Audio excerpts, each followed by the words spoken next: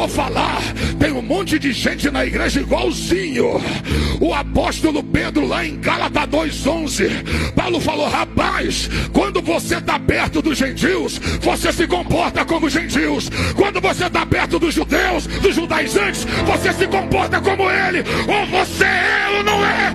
Deixa de hipocrisia, Pedro.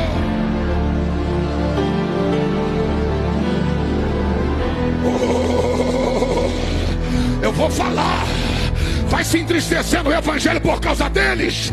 Gente que aqui é uma coisa e fora do altar é outra. Vai se entristecer, porque quando tá aqui, dá glória a Deus. Quando tá em casa, xinga palavrão. Deixa eles. A hora que o noivo chegar, a palhaçada vai acabar.